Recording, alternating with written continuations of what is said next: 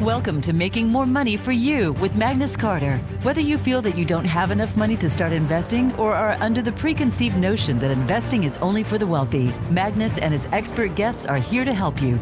Now here is your host, Magnus Carter. Hi, everybody. Welcome to the show. I'm your host, Magnus Carter.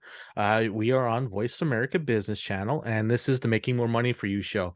I want to thank my guest last week, James Ryerson, on helping us to build a legendary team and surround ourselves with more positive people, and that we can actually help take along with us on our journey.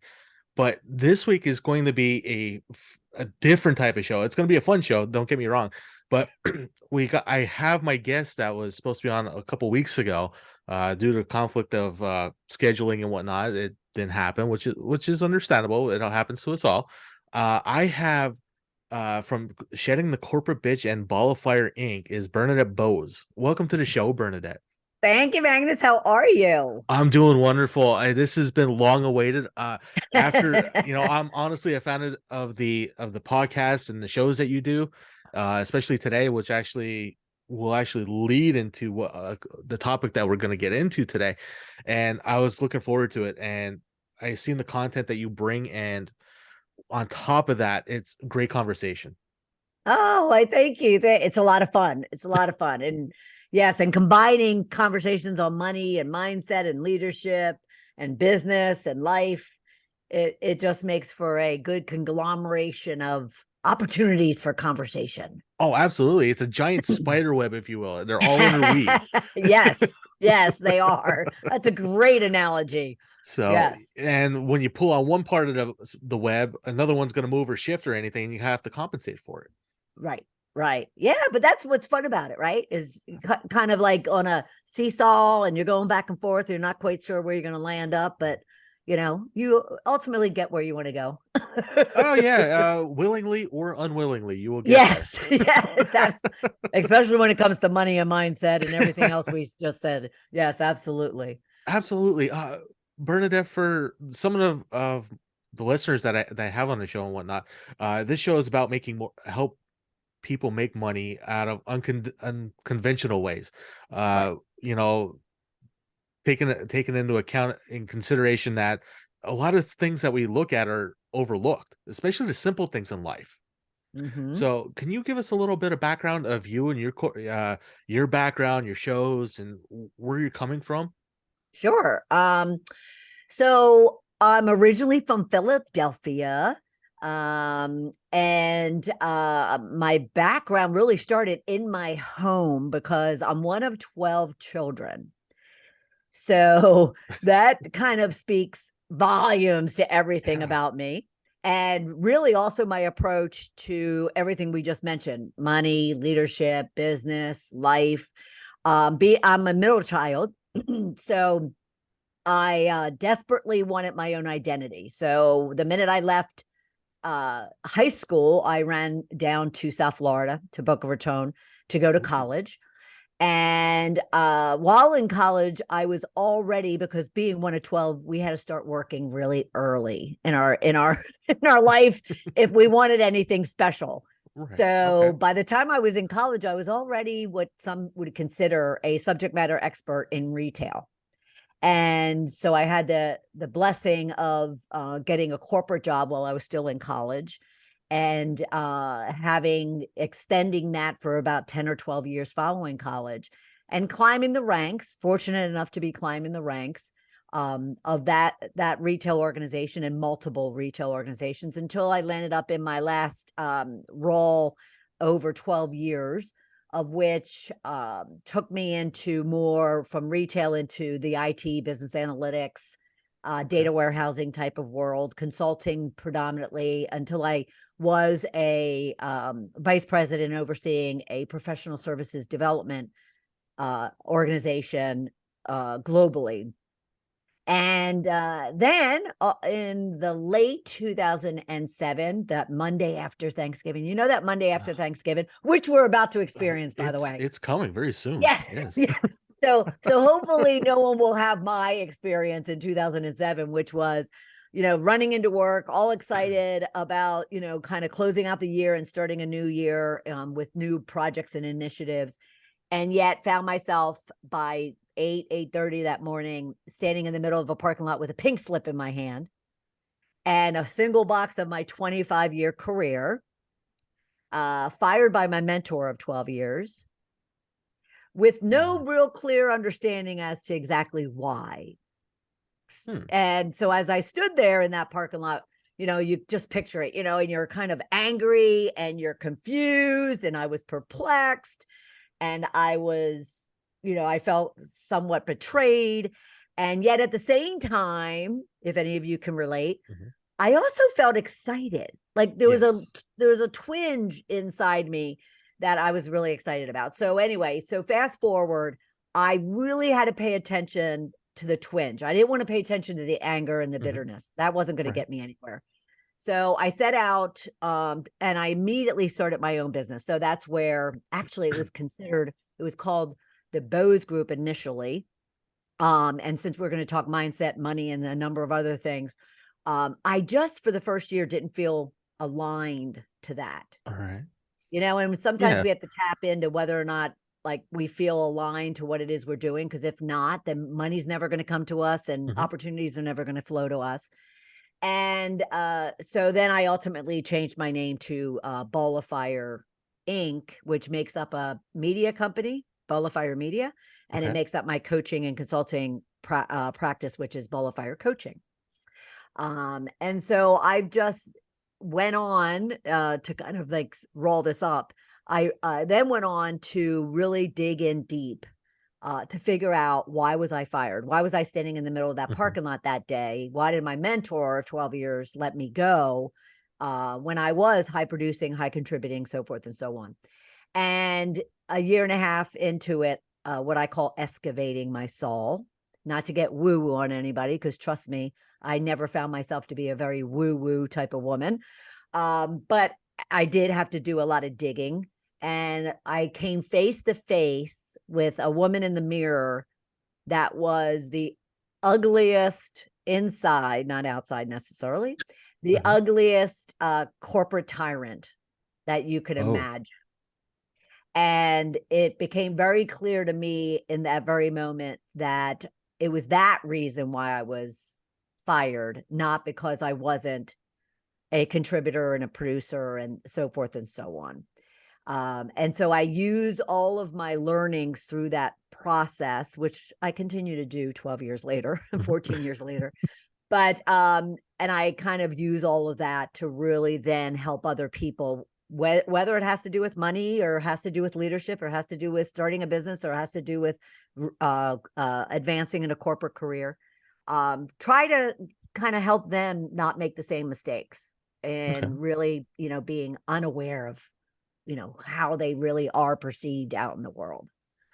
Well, that's a great segue into, honestly, we can take this like 5 different directions, but I tuned into your show to this morning, actually earlier this afternoon, right before this show, my show here, and it was about being silenced, about not having your voice and not being taken seriously and whatnot. And it sounds like you were part of that, but in a different way. You were the one doing the silencing. Am I right? Yep. Yes, you are. At the same time, I was also being silenced. And I was being sidelined, even though, it appeared from my title, position, and, paycheck that I wouldn't necessarily be. But I think you'll find, in all levels of business, let alone in life, there are times when individuals, women or men, are silenced and sidelined. Yeah. But yes, I was doing a lot of the silencing. Yes, to your question. Yes. Okay, so well, we have multiple different variations of the same point of view here now. So we can actually go 360 in this whole conversation, is because today's topic is, am I the disgruntled one in the company, and am I the one that's causing all of this? Yeah. How being silenced and sidelined, that actually does contribute to start that path. Am I right? It does. I'd like to say that that's the excuse I have for being such a bitch for so many years, but that wasn't. And I'm often asked, whether or not it was because I was in male dominating industries. It was because I, was rising in the ranks so quickly. Was that why I had to become, kind of a bitchy type of individual? And I won't even say woman, because trust me when I say there's a lot of men out there that are also tyrants themselves. So it's not a gender thing, but I can't say that was the reasoning. The reasoning I had was, here I was, this middle class, one of 12, hand-me-down type of girls who all of a sudden lands up in the middle of Boca Raton, Florida, going to school with, a lot of affluent kids, because we were kids. And I just saw how they, speaking of money, I just saw how they used their money to get what they wanted. And it wasn't necessarily in a very humble, gracious, service-oriented way. It was more of a very demanding, demeaning, aggressive, type of attitude. And as much as I knew that latter description wasn't the right way and the appropriate way to go, I was, at the time, in my late teens, early 20s, I was consumed with power, position, and prosperity. That's what I wanted. I just wanted power, position, and prosperity. And my greed, kind of said, well, wait a minute, all, these kids over here, have money and they have everything that I want materialistically, more so than anything. And therefore, I'm going to take on their demeanor, their style, their approach. So would you say that's because you actually seen that they got the effect that they want and they got the results right away? Yes, they got the results right away. And therefore, I thought, well, hey, if it speeds up my ability to get results, and I can get what I want, even though, and at the same time, this goes to really what I learned about myself. At the same time, bitches in my world, what I refer to as bitches, are your insecurities, fears, negativities, doubts, feelings of low self-worth. And I was recognizing in myself in my late 40s, as I was excavating my soul, that I felt all of those things when I was in my 20s and 30s. I felt insecure. I felt not good enough. I felt intimidated. I felt like I didn't deserve the seat at the table. And I felt like I was being silenced and sidelined by certain types of people. And therefore, the mask I put on, to kind of defend myself and to kind of create a safety net around myself was this very aggressive, demeaning, curt, abrasive individual. Like it or not, that's just what I did. And it stuck for it stuck for too long, but it stuck for a couple of decades, until I recognized, as a result of standing in that parking lot, until I recognized that it's not the woman I want to be. Okay. Now, can that transformation happen over a long period of time or a short period of time? Or does that actually depend on the environment that you're in? It depends upon where you are Where you are, okay. internally. Internally, okay. I think anybody can become the type of person that they want to become, if they want to become that person. Okay. If they're Right. totally blind and oblivious and not willing to take accountability and own up to, who they are and how they're being perceived and how they're treating other people, I think then no, it won't matter what environment they're in. Okay. They just won't choose and make the decision to make a shift, to transform. But if they are in a place where they're ready to be open and considerate of what other people's, what they're doing to other people, then yes, they're open to change and shift and transform. And I was at that point. Okay. I had to look at the fact that, why would my mentor of 12 years, who I revered and adored, there had to be a reason. There had to be something more than just business. It had to be me. And so I was ready to take that responsibility and figure that out. And so I did. Okay. What are some characteristics that can actually lead into where you're going to that actually would be the stepping stones for being disgruntled? The situation. Oh, wow. There's a great question. So the situation, if you think, I often like to think in the day of the life of somebody. Okay. So if you think, in the day of the life of you, for instance, and from the minute you wake up, and I mean, not get your feet on the ground yet, but even open up your eyes to the time you go to bed. So what are all those situations in the day that really could put you in a place of feeling disgruntled? It could be everything internally around, oh, I didn't get a good night's sleep, or I'm stressed, I'm anxious, I'm not feeling well, I physically hurt, to then you go out into the world, and maybe the money isn't great. Maybe you're dealing with, I mean, there was several years, a good number of years in the past 14 that, I just ate peas, and that's what I call it. It was actually string beans, but it was my period of like eating peas because I didn't have a lot of money. Okay. We could talk about that. I'm totally open about everything, but so that caused me to be disgruntled. So if anybody's like dealing with stuff through their day in the life, whether it's money, whether it's relationships, whether it's work, whether it's children or partners or whomever, whether it's their health, and that's going to cause them to be disgruntled, that's going to cause them to be off and negative and frustrated and overwhelmed. And until they decide to kind of say, okay, I woke up on the wrong side of the bed, I'm not feeling great, yes, I don't have a lot of money and I'm like eating peas yet. However, I know there's things I could be doing, and I'm grateful for, the fact that I at least have peas to eat, and therefore I choose to shift myself into a mindset and to an attitude and a behavior that is going to, help me figure out solutions to what it is that's making me disgruntled.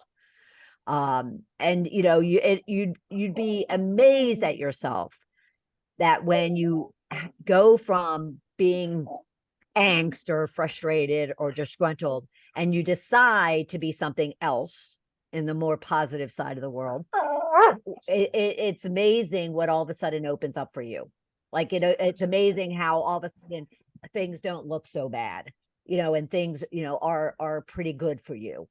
And all of a sudden you are receiving things that you didn't expect. Like all of a sudden there's a job offer, or there's more money coming in the door. And that's really what I experienced in the last 12, 14 years, is all of it. Wow, there's so much there we can talk about. It's more or less, what do we pick and choose to talk about? I know. You didn't make my job too easy today, which Yeah. is good. You I'm got me happy on a about roll. that. You got me on a roll, Magnus. My little tidbits are, are more than normal, but go ahead. Absolutely. That's why I don't like doing staged or outlined shows, because if I would have went through the questions one at a time, we wouldn't have been there. We wouldn't have seen that, money takes an effect. It's a choice that we make to be disgruntled or not be disgruntled. But how is it that we as humans always go towards the negative side of things with that? It's safer. It's safer? Some people are really comfortable being uncomfortable. You know what I mean? The idea of them being happy and fulfilled and complete and having everything that they want is scary for a lot of people. True. It's kind of like, what do I do with that? I mean, because they're always then looking over their shoulder going, okay, something's going to fall apart. Like something's going to all of a sudden, blow up in my face. And I lived for a good, I would say, 15 years in a very, some others would call it negative. I called it like devil's advocate type of space. I always thought of the worst thing that could happen about a situation. And I spent my whole energy and my time in that negative space, thinking that should it happen, that it'll be better. I'll feel like I'm prepared. And yet you're still going to be miserable if it should happen. And most of the time, which this is really a message I would want to get across, is anybody who's been on this earth, let's say even more than 18 years, 20 years, they've been through crap and they've come out the other side and things have gotten better. And if they could keep that in mind when they get into a bad space, when they're having a really hard time, when they're really scared about something, they could, all of a sudden, if they could just remember, well, wait a minute, I was in a very similar place. Maybe it was about something totally different, but I was in this space before, feeling like this. And yet I worked through it. I got through it. I'm still standing. And therefore, I'm not going to put myself through all of that anymore. So speaking of money, and really quick, is I made a business decision in my first year out that I was going to go out and find and invest in a company that had some intellectual property that I wanted that could go toward my coaching and consulting. So they had processes and procedures and training content and so forth and so on. And I thought it'd be easier for me to invest in theirs that they've already done than me to go and create it myself. It'll take a year for me to create it myself. So I went and put $150,000 into this investment. And 9 months later, I basically literally physically threw it out because it wasn't anywhere near what I knew and what I could actually put together and the quality and the level of what I wanted to deliver to my clients. And so $150,000 was gone in a matter of months. And talk about getting into a bad headspace. Talk about being disgruntled. Yeah, especially when you don't see the results that you were hoping for. None. Especially I had to continue adding money and investment into that, which I won't get into all that. But and so I had a choice. I could either spend time beating myself up and living in regret and being negative and disgruntled, or I need to just look at it as far as what are all the lessons I've learned? What are all the things I would do differently? What are all the things that I, did right? My decision still to this day, I would say if the IP was a good IP, it was smart for me to make that investment. Okay. But I would do the due diligence differently. Like I would, do the research and the due diligence differently to see that this content isn't anywhere near as what I would have expected. And therefore I could do it better myself. And not lose that 9 months and plus not lose, $150,000+. But I chose to just live in it because I don't agree when people say, oh, just go positive and just move forward. Like just get over it and move forward. No, you have to live in. Yeah, you can't. You have to live in those emotions and those feelings and feel them, but make a decision as far as when you're going to, kind of push through it and overcome it. Because if I probably sat in it and stayed with it probably for 2 or 3 weeks. And then I just said, you know what? Nope. By, this particular date, I need to be back on track and making a decision as to where I go from here and how I'm going to generate the revenue, in my business, the way I want to. Okay. Well, that's a great point. Because I actually did a collaboration work with over at Mission Matters about exactly what you went through is failure. Is the process of failing, what to look for in the failing. Do I stay in the failure? Did I learn anything? Did I make bad choices while failing? Or what are my conditions for if I keep going through this, or if I change this and I go into it's like, okay, now I lost enough, I'm stopping this process and going somewhere else. but you also giving yourself the time to be in that moment to assess it and learn. You have and not to. just, but a lot of people don't. No, they don't. Well, again, you asked But earlier about the fact that, why would someone want to be disgruntled? And I said, well, because some people are more comfortable. Some people just are more comfortable because they can relate to it. And I think, and this is going to get woo-woo for folks, but I think too, there's a degree of worthiness. Okay. That also comes into the picture. Am I worthy of being happy? Am I worthy of having a successful business? Am I worthy of making a lot of money or investing and earning a lot of money? Am I worthy of, what it is that I want to be achieving? And a lot of them answer to themselves, no. Right. I'm comfortable just the way I am. Like I'm good, with the money I have, or the fitness the nutrition and the fitness I'm in, or the health condition I'm in, or the house that I'm in, or the relationship I'm in. So I'm just going to stay here because I'm comfortable. I know what this is like. I don't know what the other, condition is like. Yeah, because it's the unknown. But we have to take a break really quick, Bernadette. We flew through the first half of the show. No, don't. This is no need to be sorry. This was fantastic content for the listeners, because we're all there. We've all been there. We're all going there, or we're here now. So what we're going to do is we're going to take a quick break. We're going to come back. We're going to continue this conversation. Am I the disgruntled one? What to look for, and we're gonna keep going on from there. But until then, thank you for tuning in. We're gonna be back in a couple minutes, and stay tuned. You are clear. Thank you. that was wonderful. I'm not gonna lie. I'm so sorry. Don't be sorry. I wasn't even paying attention to the little clock up top, and you had told me at about 30 minutes we're going to take a break. So engineer, I'm so sorry. I'm so sorry to the production person. You're even chatting to him. 2 minutes. I didn't see those though, but yes, no. I'm a talker. That's a good thing. You got me at the end of the day, which is the worst time to get me when that's why I do my show at noon. The caffeine's finally kicking in. You're ready to go. It doesn't stop. I don't even do caffeine, Magnus. I don't either. Yeah. Oh no. Nope. Yeah. You're sober.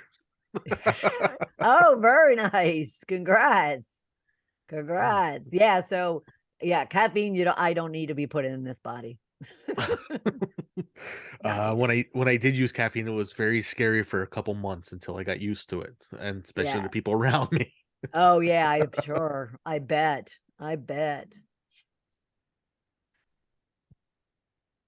But yeah, we'll keep continuing this conversation. We'll just wherever it takes us.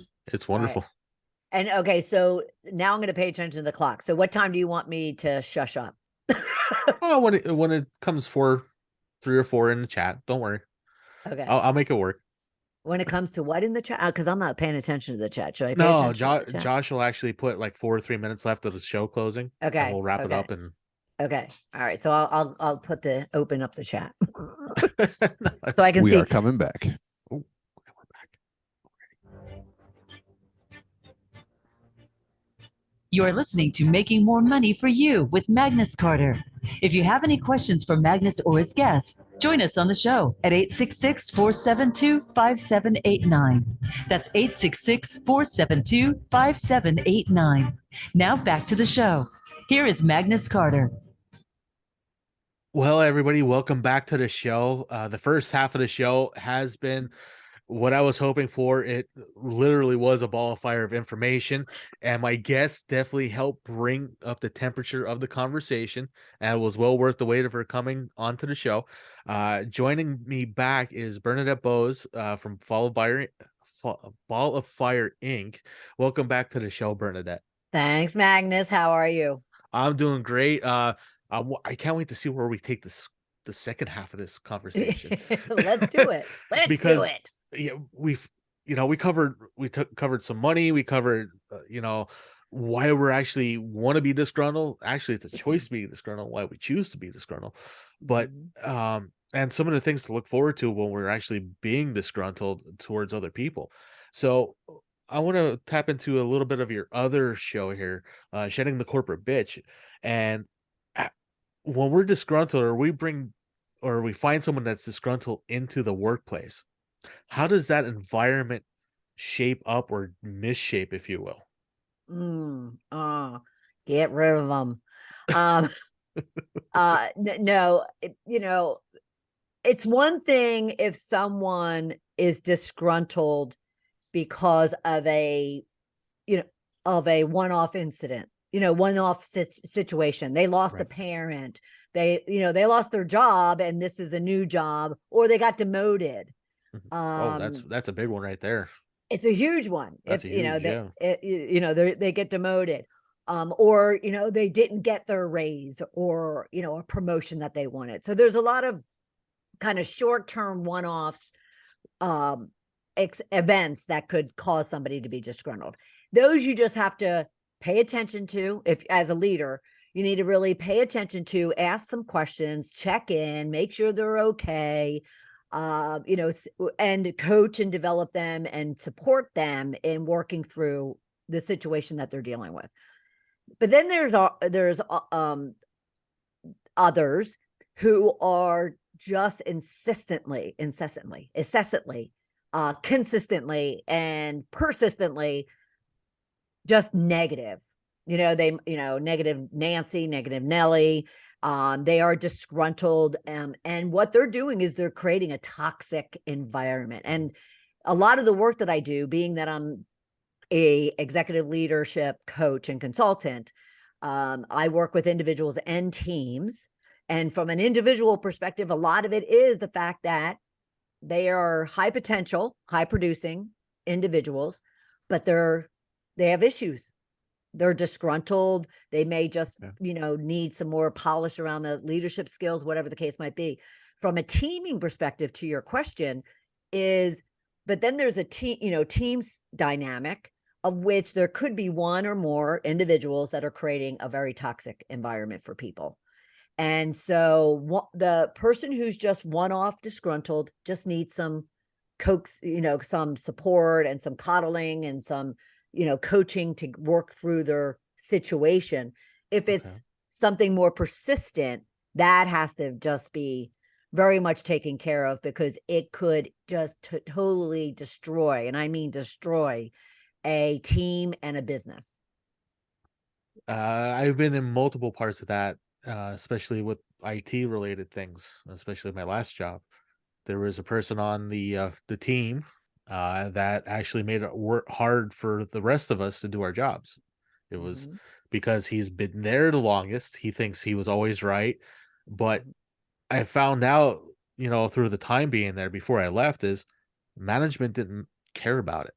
They just wanted the results, and that's one Mhm. of the things that, it's like, Mhm. well, you're adults. You guys go figure it out or go fight it out or whatever. And it was bad for all of us.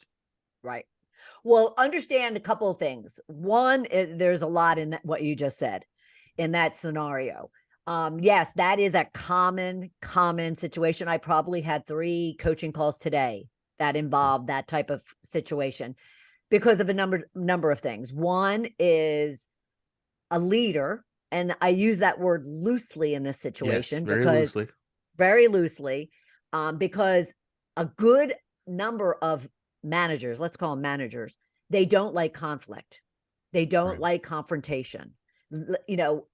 Business, they'll deal with it. People, they don't want anything to do with it. And therefore they will overlook, they will ignore, they will avoid. That's how I survived for 25, 28 years in corporate, because Mm. I was producing, I was high contributing, I was, valuable to the company, and therefore they overlooked a lot of my behavior. Now, had they had said something to me, and had they said, you're going to ruin your career, you're going to lose your job, you're going to impact, what it is you're trying to accomplish, I would have made changes if someone had just called it out to me. Mhm. Now, the other situation too is, and I think this goes back to your one of your original questions too about being disgruntled. A lot of people don't see it in themselves. Okay. And if they see it in themselves, they don't necessarily kind of look in the mirror. Remember, I had said I saw the woman in the mirror finally. They don't look in the mirror and they, they don't say to themselves, I am a miserable person. I am unhappy. I am, dissatisfied. It comes out in other ways. It's projected in their attitude, in the words, in their, in their stance, even, the way they walk or the way they, I used to be told after I kind of came to self-awareness that I always looked like I had a scowl on my face. Okay. 2 years after I left and 2 years after I went through what I call my excavation of my soul, all of a sudden, 2 people that I used to work with asked me if I got a facelift because I look so much younger and happier. Oh. So we have to appreciate, and this is what I often tell people, especially when it comes to bullies.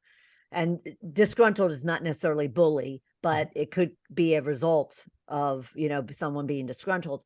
And I say to them, have pity on them. Someone who is acting out in a very negative, curt, abrasive, disgruntled, bullying type of way, they're dealing with, in my world, a lot of bitches. They're dealing with a lot of fears that they have, a lot of insecurities, self-doubt, negativity. And if you care, and if this person's important enough to you, you actually want to lean in and ask just a lot of questions as to how you can support them, how you can help them. What is it that is causing them to be lashing out in the way that they are? As opposed to what most people do is, like you said, they ignore it, they avoid it, they, pretend it's not happening, and they just accept it. Okay. Well, to further this scenario is because people are out there probably have this scenario is I have reached out multiple times, multiple ways, but it came back to the fact is they didn't want the help. They wanted to be in their own little box, and they wanted I guess the feeling that it was they still thought they still had some sort of control about it. Magnus, I used to get off. I got off on causing havoc. It was an ego trip for me. Okay. It was an ego trip for me to walk in a room and have the people around me, my own teammates or other peers and colleagues, and they were intimidated by me or they were fearful of me. I got off on it. It was a power trip, an ego trip, whatever you want to call it. And I did it, and that gentleman probably is doing it because, like you said, it is about control, not even necessarily controlling other people, but they can control that. Because if they let all those things go, if they let their angst and their disgruntledness and their, anger and bitterness and loneliness and sadness and depression and fear, they don't know what all of a sudden that will kind of reveal. Okay. And people just, are scared of who they truly are, even the good and the beautiful things about them. So they'll stay in their little cocoons and just work away and just leave me be and do whatever type of thing going on. Have you ever met someone who, and I'll never forget this conversation, it was with someone who used to work for me, and she was very overweight and she wanted to lose weight. And we happened to be part of a, like a support group. And it wasn't around, it was around mindset. It wasn't around dieting, but she brought up the fact that, she just continues to struggle, year after year, trying to lose weight. And someone finally asked her, is it because you're comfortable like where you are as opposed to where you're going to be, where you could be? People are scared of change. If I lost weight, if I lost weight and all of a sudden I become attractive to other people, and my spouse is going to be upset, or my partner or my friend or whatever, or, someone's going to be jealous of me, or I'm not going to want to hang out with those people because they are the ones who are enabling me. So many things all of a sudden change, even though it's for the better. but Right. people are scared to all of a sudden lose those relationships, even though they may be toxic, lose those belief systems, because, even though they're toxic, but they're familiar, it's almost like, what's that saying about the devil you sleep with? The devil It's you know is better than the devil that you don't know. right, Yeah. right. Or sleep with, but Or sleep with. Okay. Either way. no, I'm kidding. I'm kidding. So it's an interesting dynamic, isn't it?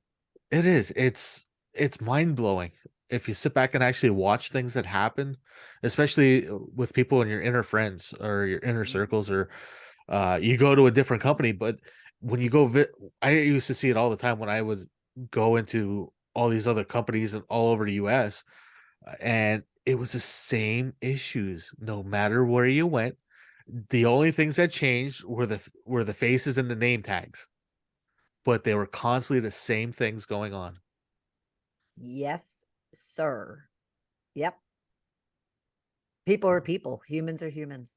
Well, true, and it didn't matter the upbringing, the nature versus nurture thing, or anything. Mm-hmm. It was all basically the same thing, no matter where in the country I was, Right. and it didn't matter if it was male or female. It's everything still Mm-hmm. played out, and I'll never forget actually working with one of my coworkers, and I told something was actually unraveling at one of the stations with a couple people. I'm like, I bet the person. I'm like, I know exactly how this is going to play out, and I bet on it. And we made a bet, and you heard, I called everything out, what was going to be said, how it was going to be said, and whatnot. Not the exact words, but the gist of the conversation. And in 5 minutes, it happened. And he's like, "How do you know that?" I'm like, "It's just when you see it over and over again, Mm-hmm. and the Mm-hmm. type of mind, I have an analytical mind, so I already analyzed it. I'm like, I already seen the couple possible outcomes of it, and I picked the most probable one. Right. It's often simple, but yet so complicated and It hard. is. It is. It is. We could just try. That's all we need to do, though, is try. Oh yeah, we got the trying part. Even not trying is still trying. If you Mm-hmm. think, if we really Mm-hmm. want to think about it, is Mm-hmm. not trying is like, oh, okay, I'm going to stay here even though I'm supposed to change. Right. But You have to want to change. If you don't want to change, then it's not going to happen. you're right, and it's going to cause wakes, and it's going to cause people to be disgruntled, if you will, or Mm-hmm. it's going to make people sour towards whatever is going on to the situation and the person. They're not going to want to be around you. Right. Oh, yeah. Yes. And I that know it well.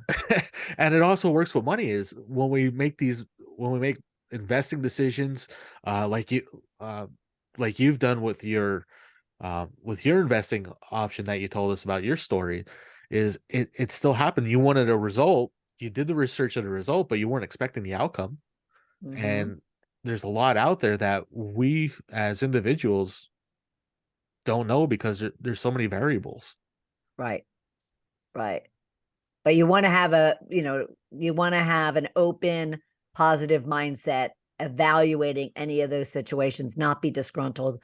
Because disgruntled, you can't make logical, good, productive decisions. Period. You're right. Period. uh More or less because of our feelings. Our feelings cloud everything. Mm-hmm. It's like, okay, well, Mm-hmm. I feel this way. I'm gonna react to it, and and now we're into the react instead of Right. proaction type of thing. Absolutely. Absolutely. Hmm. So, out of all of these things that we've talked about, we've talked, we hit the gambit here. We hit the corporate, we hit family, we hit uh environment, nature, nurture. We hit everything out there. What are a couple steps for us to keep in check with ourselves so we don't overreact, and we don't we want to go through like a small process, if you will, that you would Right. actually is there anything that you could actually advise this on? Yes. So the first one would be recognize that life is actually 80% mindset, 20% skill set.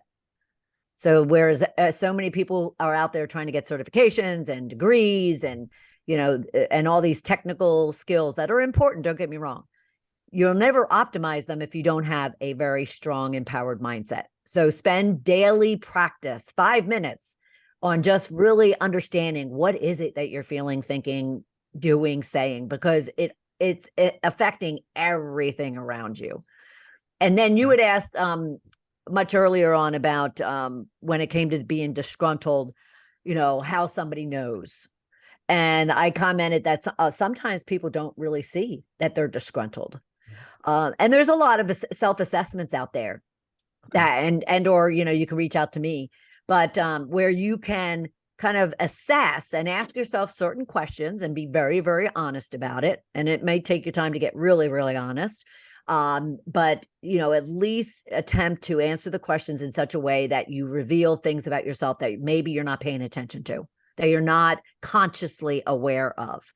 And just do that on a regular basis. So you're always in tune with what is driving, your thinking and your actions and your words and your behaviors. Because trust me, your actions, words, and behaviors and thoughts are resulting in whatever you're getting in your life or you don't have in your life. And speaking of money, money's one of them. Okay. All right. Wow. I got to sit and digest that for a second. Because we're actually Blink-182 said it best, is we are our own worst enemies. Mm-hmm. If we sit and think about it, we are. Even in the corporate aspect of things, have you seen? I'm probably sure you have seen that one person, when they're taken out of the equation, can either build or break the team. Sure. Absolutely. But you'll never break a team by taking a disgruntled individual out of the picture. Okay. You'll never break a team. You'll heal that team, and you'll actually build a much better team if you would address, the negative. Now, can you remove somebody who's really contributing and very valuable to the team and could all of a sudden, and the rest of the team is okay, but all of a sudden that person leaving, maybe they moved on, maybe they got promoted, whatever the case might be. Can that all of a sudden negatively impact a team? Absolutely. Just because now they feel unstable. I mean, just picture like parents and kids. If all of a sudden the parents got divorced and one of the two aren't around anymore, the kids are just feeling unstable, unsure. That's how I always relate parents and children to bosses and employees, because that's the dynamic. That's very much the dynamic. So yeah, you can definitely impact a team with benefit them or negatively impact them when a team member is taken out of the equation. Okay. Yeah. Well, you brought up an interesting thing, and I think this will be probably the last topic that we talk about before closing the show is, are we supposed to look at our bosses as friends, or are we supposed to look at them as an actual manager, supervisor, and not be able to intertwine the two? No. We definitely need to have personal relationships. Right now it's all about the interpersonal relationships. It's all about people. I often say that there used to be an old philosophy that, we had to leave our emotions at the door, almost like we're robots, and I often say we are not robots. Your employees are not robots. They come with a lot of emotions, good and bad, hard and easy. And we have to appreciate that and lean into that. So no, we should be getting, familiar and building relationships with our teammates, our peers, our bosses. Now, where it gets tricky is if all of a sudden those personal connections are influencing decisions that, especially hard decisions that need to be made, then it becomes a tricky situation. And of course, you're not necessarily going to be having, intimate relationships that cross the line. But yes, personal relationships, absolutely. Who, your family is, your kids are, where you went to school, what your hobbies are, what you do on the weekends. I think, more bosses need to talk to their employees than employees need to talk to their bosses. Because too many times bosses don't connect and learn truly who their people are. And they don't, by doing that, of course they did the interview process and they see what they have on paper, but they really don't understand what that person's capable of. Exactly. And if they could ask one question of an employee that they should ask it often is, what can I do to support you to be successful? What do you need to be successful? Put it in any way you want, and they don't ask that question. No, what you're can right. you contribute to the team? What can you contribute to the team that I'm not asking you for? There's questions that can be asked to really get the best out of your people. Okay.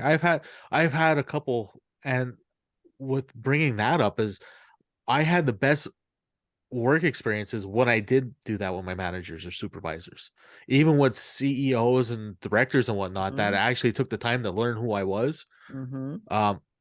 I actually put more into my work and better work came out of it.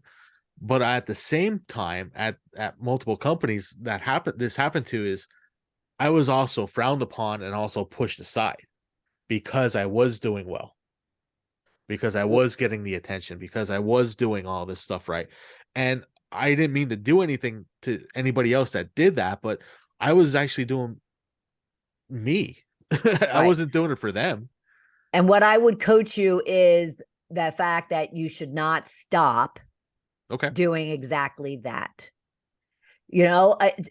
Again, keep in mind, it's not about you. No, it's about them. They're the insecure ones, the fearful ones, the ones who aren't sure about how to go about doing what you're doing, and or they don't even want to. They just want to get by, or they want to get advanced by other means. They don't want to put in the effort and the work and the contribution, the relationships. So I would just coach you to say, just continue doing what you're doing and just kind of put your, hand up, thank you very much for all of that, but it's not going to affect me. Okay.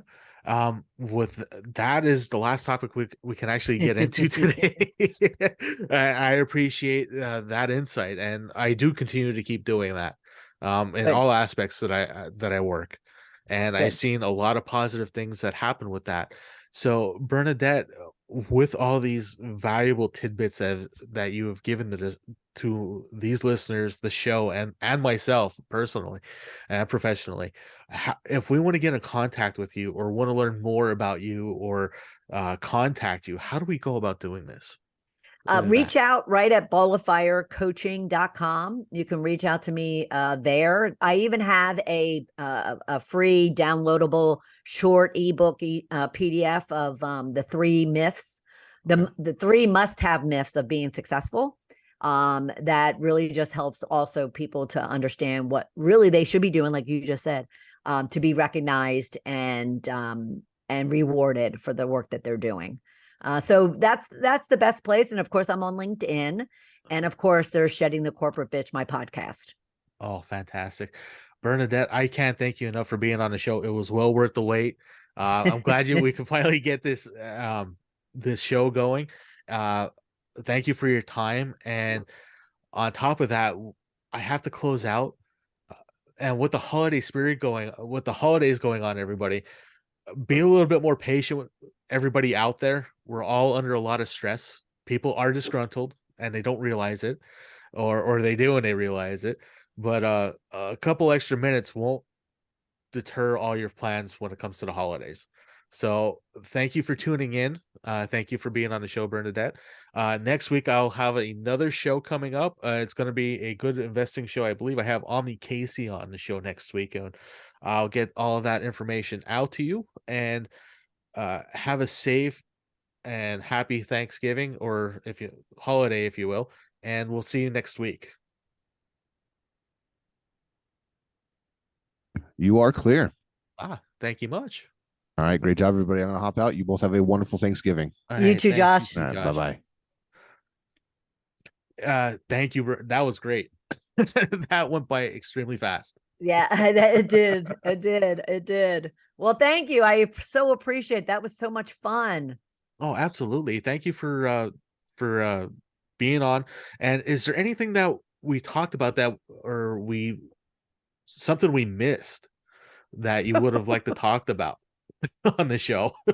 No, I mean, no, I think we covered, everything we, originally planned for and more. And more. And that's just because, beep. No, I thought it was great. I thought it was great. And you had some great questions picking out like, stuff from my, what I was saying. So that was awesome. Oh, thank you for that. I'm learning as I'm going, and yeah, I found out that these conversations by far are giving great content out there, and the ratings are showing it. Awesome. So on top of that, if you want to get me send me that link over to your pamphlet thing. Oh, I'll yeah, put that yeah, in the yeah. show. I'll put that in the show description so they can start downloading it, and Okay. I'll Oh, still it should promote this. do you have my website address? Bolafirecoaching.com? I think I do. Yes, I believe that's Okay, in because the thing now. that's all they have to do. It's right there on the front page when they go to that site. Okay. Yeah.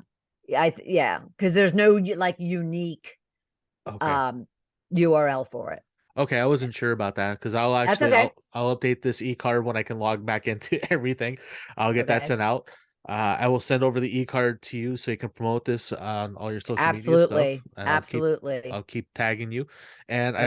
I look forward to working with you in the future Yeah, if you're yeah, interested. definitely. Yeah, absolutely. Just let me know. And I definitely will. What I actually will do too is send it to my production team to create videograms and audiograms. Okay. And I'll get this up on my website as well. Okay, fantastic. I'll get you the Yeah. links for this. I'll get you the link for the YouTube video, all the show Yes. embed links. I will send Can everything over to you. Yeah, the embed link. Yeah, that's the one I want. Yeah. Yep. Yeah, that'd be perfect.